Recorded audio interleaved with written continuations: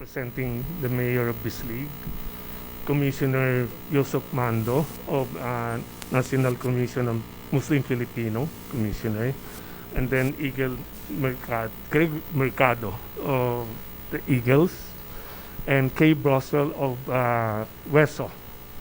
Okay, thank you everybody. This is enough. It's okay to take your seat, everybody, and then this is a simple press presentation of our project of the Maritime City in Bislig. It's a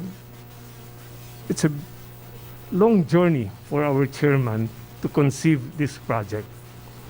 It took him 20 years to able to pursue these dreams of his. I know majority of you will be wondering, who is J.M. McGregor to have such kind of a project? We are not those big companies, but one thing first, we secure the financial of this project before going into it, because it's hard to, make plans, but not really till comes to the end of financial matters, you will be nothing without it. So it took our chairman 20 years to plan and everything for Bislig. Number one, he's from Bislig, but if you don't have the heart for the people of Bislig, you will not come up with these ideas. I'd like to present to you our chairman of J.M. McGregor Haggens Incorporated, Mr. Jonathan Sanchez.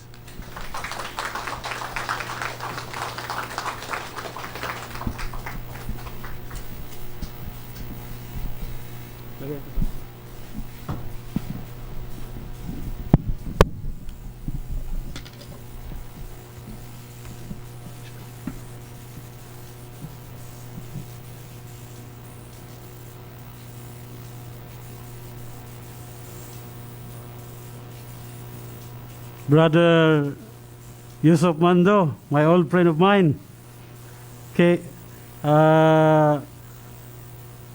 Bracewell, on behalf of Florencio Mio and Shungaray, Attorney Nel Jiao, is that right? Okay. Members of the press, distinguished guests, ladies and gentlemen, good afternoon. The shipping industry is responsible for the transport of around 90% of world trade. Maritime transport is the backbone of global economy. Without shipping, transport of raw materials, import and export of food and manufactured goods will be at the high cost. Here in Asia, the most popular and successful maritime port bringing billions of tons of goods from around the world is in Singapore. Singapore is the Asian center of shipping commerce, bringing billions of dollars to their economy. Bislig City will be the next destination port in Asia. Its location alone, Bislig City, is very strategic, considering that the South China Sea Passage is being contested by different countries in the region. For 6 consecutive years, Singapore has stopped the Shinhua Baltic International Shipping, which rank cities that offer port and shipping services. Like Singapore, Bislig Maritime City will be a free port, open to all ships of every state flag vessels of every nation. Bislig Maritime City will provide a shorter transit of fuel, cargoes, and other ships demand vessels from Australia to Japan, Korea, to China, and the U.S. territories, and vice versa. The Maritime City will be convenient port for anchorage, and it will provide transit of ships demand, ship repair, fuel bunkering, and other provisions and other services. As a seaman for many years, I've been exposed to the world of maritime industry. Through these years, I've been established contacts with a lot of very influential, knowledgeable, and well-financed people and establishments from all over the world who share the same vision, trust, and belief in this project. Our Singaporean partners has already officially arranged a press conference for refinery project in Bislig this coming October 2020.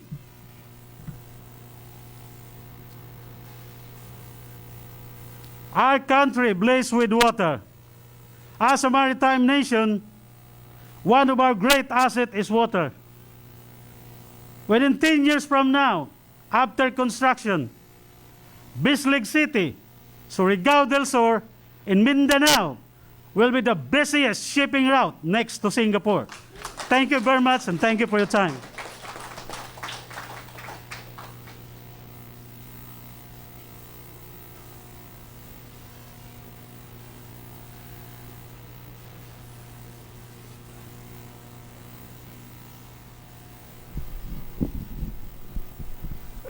Ladies and gentlemen, our guests, we'd like to acknowledge the members of Commissioner Yuso, Commissioner Mando, his group, and the LGU of Bislig. Thank you for coming. And I'd like to make a short presentation of all the projects that we are planning for Bislig City, for the maritime city as such. The number one consideration will be the oil refinery. These are the site inspection of our contractors. They're looking at the area now. It's already almost 90%.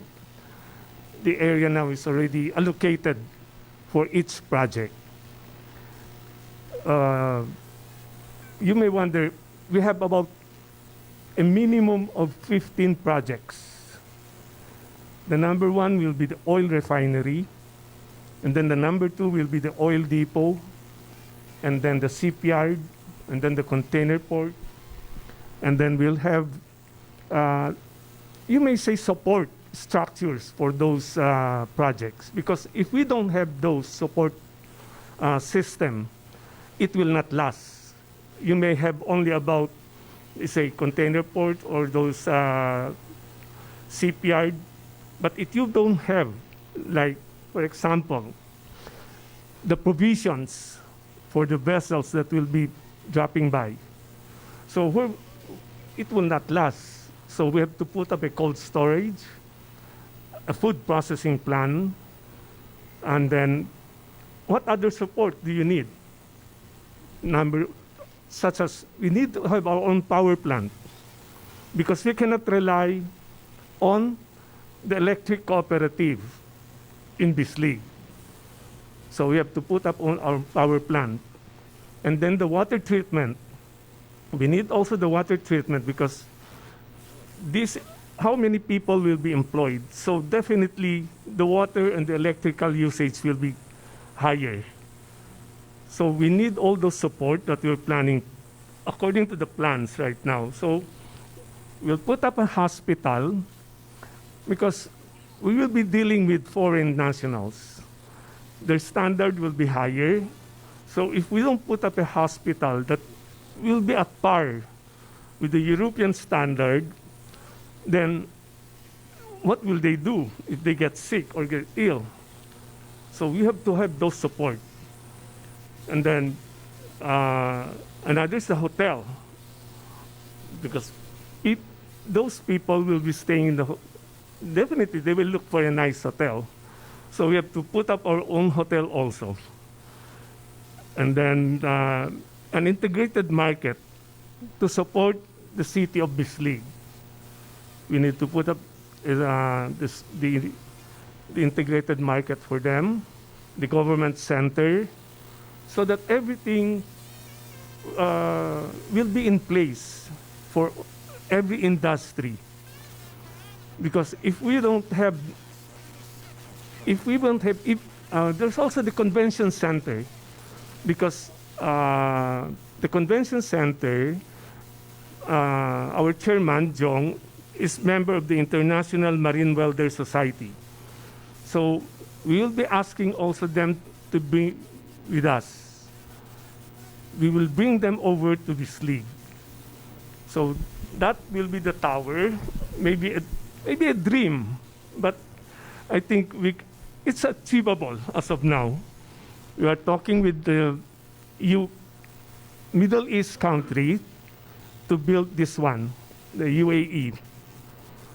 So there are already everything is in plan right now. It's not just saying we have these projects. The problem is, having said that we have these projects, how will you put it in place? How will you put it in system, everything? So everything now is a go for us, because as we say, the Singapore partners is waiting for us to go over there.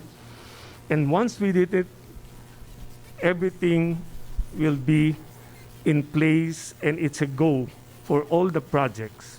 We will do pacing. There's a first phase, second phase.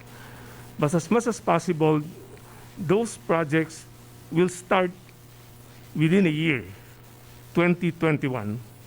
That's our goal right now, is to start all the construction by 2021. Oh, it's a dream too big, maybe. As I was telling Jong, even our Singaporean partner, it will take how many years to put it up? And then how many years to see it grow? Maybe it's not for us in our lifetime, but then we think this will be our legacy, as our chairman wants to, a legacy to leave to the people of Bislig. The name of J.M. McGregor Haggens won't be forgotten, not only in Bislig, but Surigao, as well maybe as in the Philippines. Because as of now, we think this will be the biggest project, not only in Asia, but in the world. They already confirmed it, that this is because of the pandemic, there's no other project right now this big. So maybe everybody's wondering, how come this one? Because as I said, the vision of the chairman is the maritime is the biggest industry that nobody can foresee. Nobody will think about how big is the maritime industry. So being a seaman himself, he knows how big it is. The airline transportation is it's not achievable compared to a maritime vessels. The cargo vessels will hold how many compared to an airplane or a cargo plane? So this is, I think, one of the best for Bislig, not only Bislig, but the location itself is the most strategic right now. As our chairman said, the South China Sea, there are some issues. So some, or maybe most, will avoid that lane. So where will they go? The nearest will be Bislig, no other place to. So Singapore, they have to go inside, but it's near the South China Sea. Bislig is in Pacific Ocean. So every vessel can turn around. There will be no problem. The anchorage, we can provide everything. That's why we have to need all the backup that we need to be able to succeed in this project. The provisions of the vessels, when the shipyard need repair, we have there. Unlike now, we don't have a shipyard, or maybe we have in Cebu, but not that big. It cannot accommodate big vessels. So this one will be truly for those, maybe we may call them Panamax. So the vision now is to, actually, JM McGregor provided laborer for Hanjing shipping. No, it's not, nobody knows this issue, but marine welders were trained by JM McGregor's to be provided in Subic. So those are our advantage now. The JM McGregor had advantage. We have the marine welders. We know this, the need of all the shipping industry right now. And we are hoping to be maybe not maybe as far as Singapore, but maybe the next Singapore or the next destination seaport in the world. Hopefully with all your support, the LGU, the Bislig LGU, and then the national government as well, we think the dream is now a reality. It's not a dream of our chairman anymore, but it will be a reality in the near future or in the next year. Thank you. Thank you, everybody. And please remain. They will be serving we have early dinner for everybody. Okay. Thank you.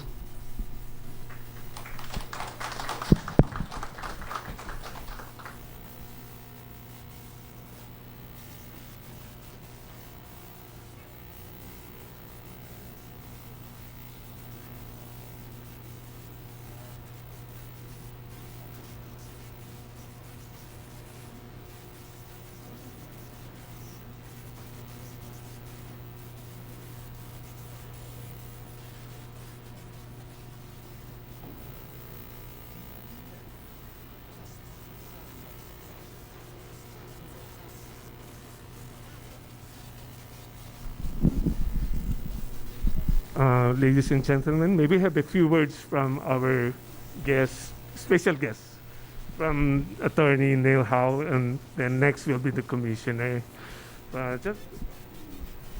Commissioner, ikaw na. Commissioner Mando Yusuf of NCMF.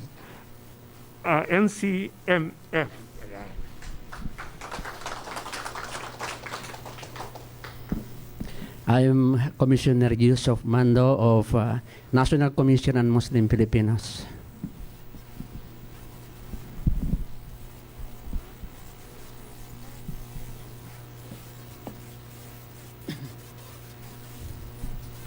Thank you very much, my dear brother, friend, Mr. Jong Sanchez. Good afternoon, Your Honors, distinguished guests, ladies and gentlemen. I'm grateful to be here, invited in this laudable event. When I got the chance to visit Caraga a few years ago, the region was in the middle of political, economic, and security crisis. The challenges remain daunting. There is indeed a need to increase the collective effort, both of government and private sectors. But I'm pleased to say there has been hope for progress, one of which, of course, is the coming of your company, JM McGregor Haggens Incorporated, a very laudable project, the Maritime City, which aimed to develop Bislig City as the next destination point in Asia. It will contain a global facility that will address economic problems not only in the city, not only in the region, but all throughout the country. We are experiencing economic instability due to pandemic brought about by the COVID-19. The world faces multiple crises needing urgent attention. We have to tackle immediate humanitarian needs and at the same time invest in development. This will require action by business, government, and private institutions. Indeed, Bislig City is a very good place to discuss the nexus of business. This thriving city, with its eyes set firmly on the future, has become a hub of innovation, and it offers a powerful example of how a small city can channel policy and learning into growth and prosperity for their people. So how does it work? How can the nexus of business development translate into strong, thriving societies? It starts with markets. Markets drive economic growth by tapping into the boundless capacity of people and firms to innovate, invest, create jobs, and raise incomes. But they can do a lot of more than that. Market can bring this desperately needed financing to our top development priorities, and it's essential that they do. Properly harness the public benefits of innovation and entrepreneurship far exceed their private gains. For example, when private sectors invented the telephone, the car, the personal computer, societal benefits far outweigh the profits earned by their creators. This is where government play a key role by providing the public goods that fuel and spread private innovation. The government has a comparative advantage delivering public goods that benefit all of society. It has a key role in ensuring equal opportunity for all its citizens. It provides a strong environment for the private sector. And if you look around the world, you will see that the most developed countries are the ones where government are leveraging technology to listen to and respond to the needs and ambitions of their people. If the private sector is the engine of growth, the government should be the driver. In 1972, the year I was born, the percentage of people in the world living in extreme poverty was around 50%. We have been able to reduce that number to around 9%. And along with that reduction in poverty, we have been a global convergence of aspirations. The poor aspire to lead healthy, stable, secure lives as much as the middle class of the worthy. We have no choice but to embrace those aspirations and give everyone a chance to reach full potential. And we must embrace those aspirations in a world where there is rising uncertainty, technological changes are creating displacements and anxieties for large segments of the population in rich as well as the poor countries. The 11th century philosopher Al-Ghazali cautioned that knowledge without action is wastefulness, and action without knowledge is foolishness. And we must act as Dr. Martin Luther King Jr. said, with the fierce urgency of now, knowing that there is such a thing as being too late. I hope that when we meet next time, our actions will have delivered real achievements, and that we can say to each other, we have been neither wasteful nor foolish, and we acted with a sense of urgency that this time requires. Mabuhay. Thank you very much. Wassalamualaikum warahmatullahi wabarakatuh.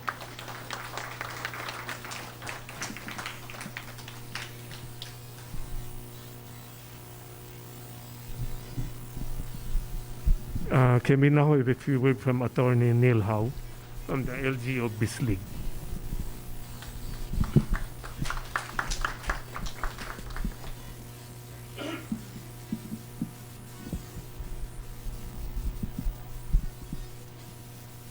To our beloved chairman of J.M. McGregor Haggens Incorporated, Sir Jonathan, to Brother Yusuf Mando, sir, brother, to representative of Senator Bongo, and sir, good afternoon.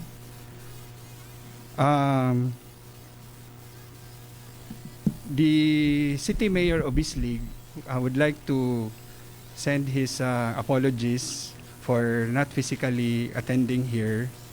Actually, he joined us from our flight from Bislig City via Butuan to personally attend this press conference. However, he cannot join us because he's physically indisposed today. So he told me to represent him. I am currently the City Legal Officer of the City of Bislig, Surigao del Sur. It is a great honor for us that fellow Bisliganon has also a very bright vision for the City of Bislig. And it is very appropriate since the vision of Bislig City coincides with the said project. Let me just relate to you the vision, mission, and core values which Bislig City is now implementing.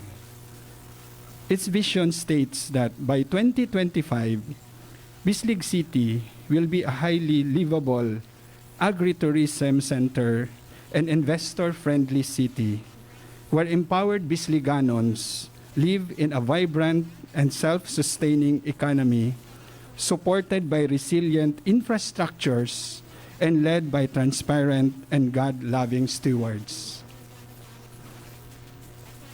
Its mission is to deliver quality basic services, support facilities, and provide equitable access to wealth and economic opportunities towards a gender-responsive, child-friendly, and socio-economically progressive community and sustainable environment. For the core values, the acronym of Bislig states business-friendly, innovative, sustainable, law-abiding, integrity, and God-fearing. Bislig.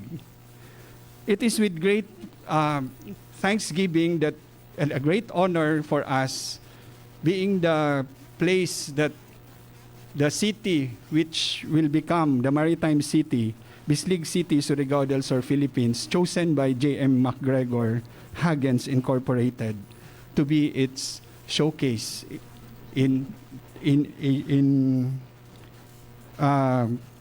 as the next global destination port in Asia.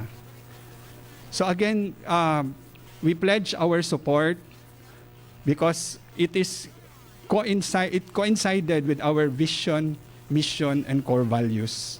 So we would like to express our gratitude and assurance to McGregor Haggens Incorporated that Bislig City will be working side by side and will be supporting these projects. In fact, we have here the representatives from the City Council, and I would like to acknowledge them. The #1 supporter of McGregor Haggens Incorporated. We have here Attorney Geoffrey G. Kagakit. He's currently our City Councilor. And also we have here Councilor David K. Salazar, Senior. Also our City Councilor. And our City Planning and Development Officer, we have here Aprodesio C. Alba. Thank you, sir. Thank you very much, McGregor Haggens, and we are looking forward to working with you for the betterment and success of Bislig City. Thank you.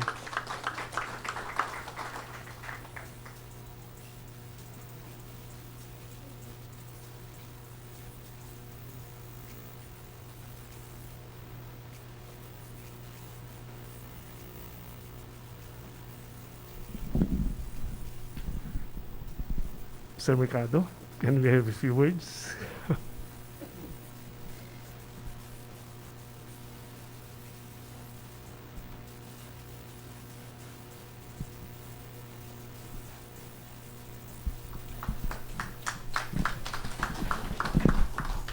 Good afternoon to all of you, mga sirs, ladies, kuya, and other friends.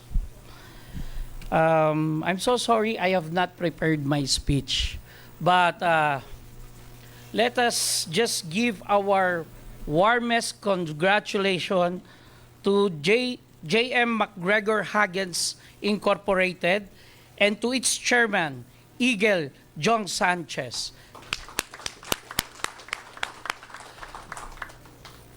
With its developmental project that being envisioned by Eagle Jong Sanchez, napakalaki ng magiging bahagi nito para sa atin sa bansang Pilipinas. Lalong-lalo na sa City of Bislig. Why? Kahit na siya po ay pribadong mamamayan, sa kanyang inisyatibo at sa kanyang pananaw at pag-ibig sa kapwa, lalong-lalo na sa lipunan, nakita niya ang pwede niyang maibigay para sa lipunan. Kaya suportahan po natin ang kanyang layunin para sa ikabgaganda ng ating bansa. Ang Pilipinas ngayon kasi, sa totoo lamang po, kulang sa pag-ibig sa ating bansa mismo ang kapwa Pilipino. Pilipino sa bawat Pilipino nagkakaroon ng tampuhan. Pilipino sa bawat Pilipino nagkakainggitan. Bakit? Hindi ito ang tunay na Pilipino. Ang tunay na Pilipino nagmamahal sa kapwa. Kaya dapat tanggalin natin sa ating mga sarili ang inggit. Dahil hindi tayo magkakabuo-buo. Ang aming samahan, the Fraternal Order of Eagles, Philippine Eagles, is created to promote Philippinism. And thankful enough na si Kuya Jong ay naging member po namin sa Kadiwa Eagles Club. Kadiwa Eagles Club means kadiwa, kaisang diwa. Kaya nagpapasalamat kami at napaunlakan kami ng Kuya Jong na makabahagi rin sa kanyang pananaw para sa development ng ating komunidad. When I see the iconic tower, it will put Bislig on top, if not in Mindanao or in our country, maybe in the world. Because of this iconic tower, makikilala sa buong mundo ang Bislig City at ang ating Pilipinas. Palakpakan po natin mga kuya. Idalangin natin ang pagtatagumpay at patuloy nawa na ibigay yung biyaya sa kanyang mga layunin na magkaroon ng development sa kanyang city. Sana sa atin din, sa bawat Pilipino, tulungan natin ang bawat isa sa atin sapagkat sino ba magmamahal sa bansa kundi tayong mga Pilipino. Salamat at meron silang nakukuha ng mga funders from abroad. Why? Because they want also to be a part of the development of our country. That's a good thing. So,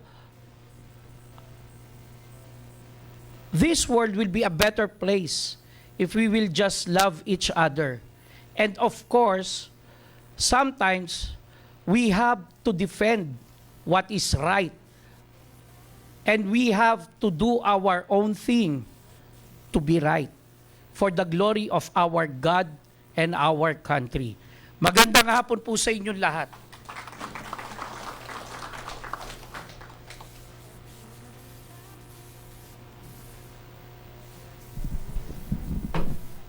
Thank you, Attorney Howe, Commissioner Mando, and Eagle President Mercado. We would also like to acknowledge our local contractors who are here now, Perpetua, SNJ, I think SD Solar, and then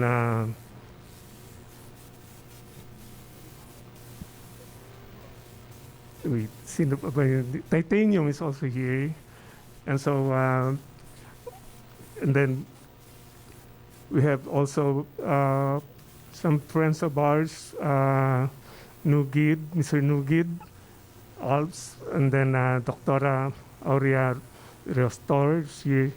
So, and then some friends. We will be wishing maybe that with the commitments of the LGU to us, it's a very big thing now because it's so hard to convince even the foreign funders. You know, what we are doing is that we all told them already that definitely there will be no problem with the LGU. Once they saw there's no problem with the LGU, the 50% doubt will be gone. It will be now 100%. So that's most of the people will think who you are, who is J.M. McGregor to secure such an unprecedented, maybe from the LGU, the support that we have gotten from them, is that it is something that maybe most people will think na it's an impossible dream. To be honest, it's a goal that we would like to.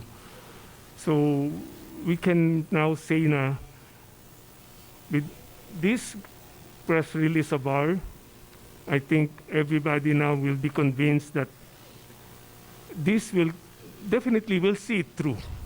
It will be going to be the next Bislig City, the next destination, seaport destination worldwide. Thank you for your attendance, everybody, and let's keep safe of the pandemic. Okay, so thank you everybody.